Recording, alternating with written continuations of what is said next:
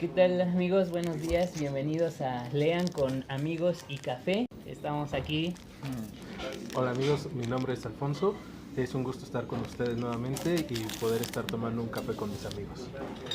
Hola, soy Ángel Barrón y también es un gusto estar aquí con ustedes. Y nos acompaña el día de hoy un invitado que viene del futuro, digo yo. Pues viene de Nueva Zelanda y allá están adelantados un día.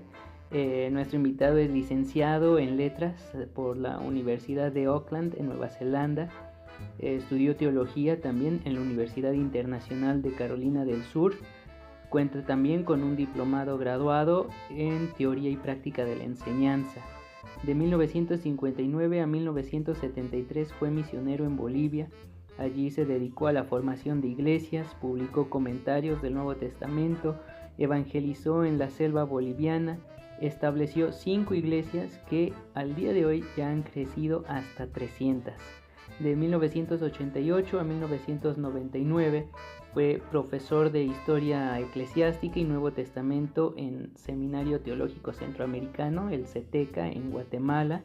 También fue director de Registro Académico y miembro del Consejo Académico. Del 2002 al 2003 fue el director del Seminario Teológico Pathways en Auckland, Nueva Zelanda. Del 2004 al 2008 fue nombrado por el Gobierno Nacional de Nueva Zelanda el Asesor Nacional de la Enseñanza Teológica, procurando la calidad de los seminarios en el ámbito teológico delante del gobierno. Del 2010 al 2013 fue profesor adjunto nuevamente en CETECA de Historia de la Iglesia y Nuevo Testamento y actualmente sigue viajando por el mundo afirmando la fe de muchos creyentes en diferentes iglesias desde El Salvador, Guatemala, México, en Estados Unidos, en España, en Egipto, en Holanda, en Alemania, Tailandia, ha viajado hasta la India, la China. Entonces, sin más, les presentamos aquí al profesor Guillermo Maquerno. Bienvenido.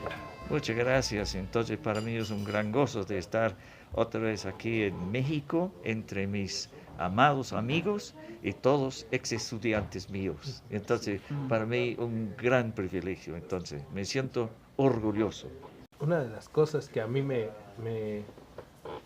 asombra de repente de usted es la facilidad con la que le habla a gente que comienza en el camino del estudio. ¿Usted qué lectura le recomendaría a gente que va empezando con la lectura? Bueno, una de las cuestiones culturales aquí en México con que tenemos que luchar es que la gente no es tanto deseoso de leer. Mucha televisión, mucha cuestión de películas, etcétera, etcétera. Pero la cuestión de leer un libro no es muy apreciado, no tanto la gente le gusta ponerse a leer porque dice, ay, me da sueño o algo así, entonces. Pero en términos cristianos, la lectura es la cosa básica de entender la fe. Asistir a la iglesia, sí, eso es importante, pero si no estamos leyendo algo en cuanto a el trasfondo bíblico o de la fe, entonces no vamos a progresar. No vamos a progresar. La lectura es altamente importante. Tengo este refrán que a veces digo a mis estudiantes y dice así: el que lee se informa, el que se informa piensa, el que piensa pregunta, el que pregunta aprende, el que aprende es transformado, es decir, sus pensamientos cambian. El que es transformado va transformando a otros. Es decir, ha descubierto perlas y esas perlas quiere compartir con sus colegas, con sus amigos, etc. Y entonces la transformación de la mente viene a través de la lectura, por supuesto, con la ayuda del Espíritu Santo a través de la Biblia. Pero lo contrario es también la verdad. El que no lee, no piensa. El que no piensa, lo pregunta. El que no pregunta, no aprende. El que no aprende, o el que no aprende, realmente no sabe nada. Pero es peor todavía, porque él no sabe que no sabe. Se ignora de que no sabe. O sea, es ignorante porque voluntariamente se ignora de todo. Entonces, eso es muy impactante para mí. Muchos hermanitos asisten a la iglesia, les gusta la alabanza y todo eso, pero muchas veces no están avanzando en la fe. Y hay muchas razones por qué, quizás vamos a descubrir algunas de esas razones, pero esos son algunos pensamientos para comenzar. Y usted, bueno, algo que ha enseñado también es la Biblia como literatura. Es cierto, porque en mi preparación universitaria estudiaba literatura como literatura. Entonces, por eso tomo la Biblia en ese mismo marco. Por ejemplo, a leer el libro de Marcos. Marcos es un libro bastante sencillo, pero está construido con 6 diferentes cuadros de actividades en la playa, en la casa, en la sinagoga, etcétera, etcétera. Entonces, cuando uno se mueve de un escenario a otro, entonces se da cuenta de que este muchacho que escribió el libro, entonces tenía una técnica.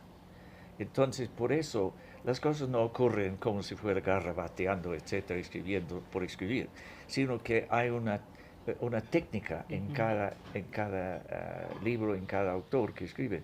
El libro de los Romanos es exactamente lo mismo. Tiene un prefacio, luego tiene una presentación, luego tiene una explicación, etcétera, y va desarrollando el tema del libro en secuencia lógica. No es en cuestión de una discusión de ideas de otro, brincando de aquí por ahí, sino construye su argumento. Y ese mismo libro fue el texto por un rato en una de las universidades en ¿cómo se llama? En la Facultad de Derecho, porque el libro de Romanos es un libro que trata de ideas de forma legal. Entonces es argumentación fogosa como para entender exactamente lo que el apóstol Pablo está diciendo. Y él era ex catedrático, bien preparado en cuantos idiomas. Hermano, ¿algún libro que te haya marcado, que sea tu favorito de todos los que has leído? Bueno, era un libro apologético de un escritor inglés que se llama C.S. Lewis, y escribió entonces este tratado bien breve, pero con una mente muy clara para hablar de la filosofía de la fe, pero en forma muy sencilla. Pero me olvido el nombre en traducción. ¿Cómo se llama? ¿Será mero cristianismo? Mero cristianismo, sí. Y ese fue un libro básico, que me encantó mucho para leer varias veces, y me dio un entendimiento de bueno, para decir, la magia de la argumentación, la estructura de la argumentación. Y entonces eso yo tragué el anzuelo, como se dice. Entonces, fui revisando ese libro, entonces me encantó mucho. Y ese es un libro muy recomendable.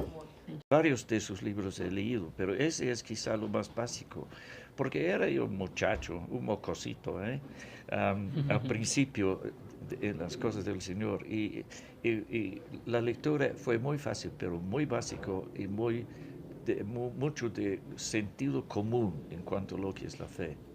Sí. Pero para comenzar, si es que queremos comenzar a leer algo, ¿dónde comienza uno? En Génesis. Recomiendo quizá más tarde. Mejor puedo comenzar con el libro, el Evangelio de Marcos, porque el Evangelio de Marcos era el primer libro del Nuevo Testamento sobre las cuestiones del Señor. Fue el primer libro escrito. Y fue escrito a base de las predicaciones de Pedro. Y es mucho ilumina a uno en forma sencilla de toda la cuestión de la vida y los mensajes del Señor. Y si quiere luego pasar de la lectura de Marcos para comenzar la lectura del Evangelio de Juan, que es otro libro totalmente distinto en cuanto a filosofía, podemos decir, pero es muy, muy revelador ese mismo libro, con aplicaciones personales, le hace pensar, ahí está, le hace pensar, y luego del pensamiento le viene la pregunta, y hay tesoros, profundidades en esa lectura. Sí, sí, de hecho, bueno, los evangelios y precisamente Marcos eran los manuales, digamos, de discipulado, ¿no? Para los primeros creyentes. Sí, sí, sí. Y entonces, para ustedes, ¿cuál ha sido quizá un momento iluminador en el trayecto, ¿no? de aprendizaje en cuanto a lecturas, etcétera? ¿Ha habido un momento a base de una lectura cuando le prendió la luz? De los primeros libros que escribió John MacArthur, que se llama El Evangelio según Jesucristo. Ese libro me gustó mucho, me marcó, porque vi cómo a través de los encuentros evangelísticos de Jesús, ¿no? que encontramos en los evangelios, por ejemplo, con el encuentro con Nicodemo, ¿no? El encuentro con la mujer samaritana. Realmente vi cómo Jesús mismo hablaba de él, ¿no? O sea, cómo él mismo los llevaba a él en la cuestión de salvación. Entonces ahí me cayó el 20 de realmente cuál es el costo, ¿no? El costo de seguir a Jesús. Y es uno de los libros que he recomendado mucho también. Es de Tozer. Buenos días. Fue uno de los primeros libros cristianos que yo leí. Estaba yo estudiando historia. Y entonces contrastó mucho mi crítica hacia ¿Todo bien? ¿Y tú? el acontecer cristiano. Porque comúnmente tienes la idea de que los cristianos no leen, y si leen cosas que son poco críticas o poco profundas. Y entonces cuando yo empecé a leer este libro, encontré que era más profundo de lo que yo creía que podía ser la literatura cristiana. Cuando leo la escritura, primero me gusta leerlo como si fuera una novela. Solamente para familiarizarme con el hilo de la historia. Y mientras tanto voy buscando actitudes de la gente, reacciones, sus tendencias, etcétera, tratando de enredar a Jesús, o Jesús haciéndoles preguntas que no pueden contestar. Ese aspecto de novela revela mucho entonces de lo que el autor está queriendo decir. Hay otra cosa en mi preparación. Siempre cuando leo un libro, especialmente histórico, lo que dice está ahí, pero ¿qué no ha dicho? ¿Qué está entre líneas? Esa es la cuestión de preguntas, esa es la cuestión de investigación. ¿Qué no ha dicho? Bueno, en cuanto a los evangelios, son 4, puede ir de evangelio en evangelio, y puede ser que él ilumina un versículo por la misma historia en otro evangelio. Entonces es muy, muy, muy importante tener una mente abierta para las cosas que no están incluidas, pero que forman parte del todo, pero es cuestión de investigar.